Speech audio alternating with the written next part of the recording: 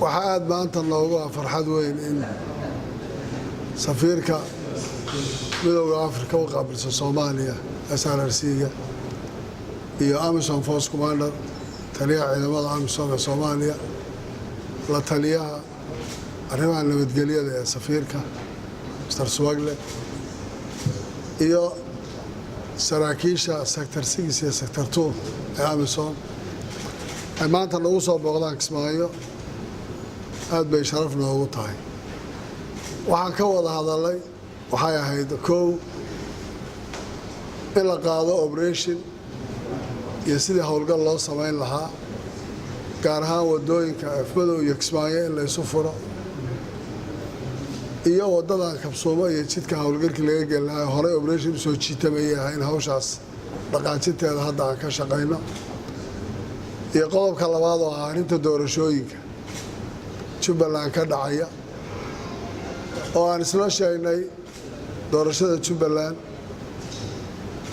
iyaguna ay ka hadleen inay noqoto doorasho si xalaal ah u dhacda oo amni ah la isla sheegay Jubbaland doorashadeeda iyo amnigeeda inay Jubbaland ku filan tahay hay'adaheeda amniga wax dhibaato ka jirana ayna lahayn wax badan oo propaganda oo aad Soomaalidu isticmaashanay wax sal iyo raad Soomaaliyeed ayna lahayn Amisom iyo Jubbaland wixii hore uga dhaxeeyay baa ka dhaxeeya gacan ku haynta iyo meel cid gacanta ku haysana Jubbaland waxay gacanta ku haysay way ku haysaa electionka Jubbaland inuu yahay election u yaala Jubbaland siyaasadiisa iyo amnigiisa iyo sidoo noqon lahaa waxa laga sugayay inay tahay saan anagu ballan qaadnay inuu dhacayo election xor ah fair ah aan dhibaato lahayn aad baan iyagana ugu mahadcelinayaa Amisom ma kala maarmayno waxaan uga baahanay wixii danan marba laga soo gasho si aan walba wada shaqeyn jiray waan wada shaqeynayna ma jira wax cusub oo anaga Amisom aan lagu soo kordhay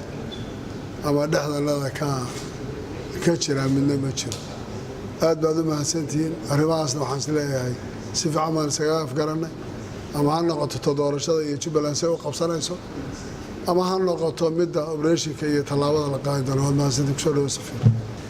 Mr. President, thank you for receiving us. I came to see President Madoobe because, as you know, I am accredited to Somalia and I'm accredited to all the regional states where we operate here in Somalia. I came to tell President Madoobe that last February, 9th February, the Peace and Security Council has adopted the Amisom CONOPS for the year 2018-2021. We are leaving Somalia according to these CONOPS by 2021. We are supposed to draw down and hand over the security responsibilities to the Somali people. So I shared with the President what is the CONOPS about and what does CONOP mean for the state of Jubbaland. You know that we are operating here with the Sector 2, which is Kenya, and the Sector 6, which is a multinational sector. It comprises Kenya and Ethiopia.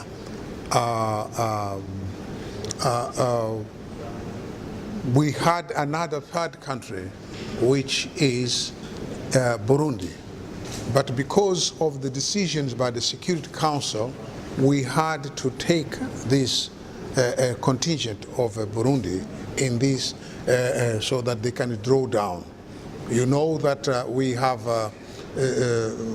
according to the UN Security Council resolution on the Amisom mandate, we had to withdraw this year by February 1,000 of our troops, which we did. So it is very important that the community and the people know that we are here to support and help empower the Somalis to take over the security responsibility of their country. The business of trying to throw mud on AMISOM, accusing AMISOM that they have abandoned the airport, they have handed it over to. These are rumors. The structure, the way it is organized, the sectors where they will remain where they are. Whoever says other things is a lie. Don't take it seriously, because some of them are experts in lies. But I also told President Madoobe that it is the wish and the interest and profound wish of the chairperson of the African Union Commission to see the upcoming elections in Jubbaland free, fair, transparent, and most importantly also peaceful. And I offered President Madoobe the availability of AMISOM to support him in his effort. But I also told him that our mission is to empower the Somalis in all aspects. It's not to interfere, and we are not going to interfere. We are not going to interfere in the election. Those who are thinking that AMISOM is going to interfere, that's not in our mandate. But we clearly want a free, fair, and transparent election. So I was assured of these things, and I am going home happy, and I'll convey these to my chairperson. I thank you very much. I want to thank President Madoobe for his hospitality. I know we are all fasting, and we also had to fast. I wish you Ramadan Kareem, President. Thank you. And we will continue to work together. Thank you.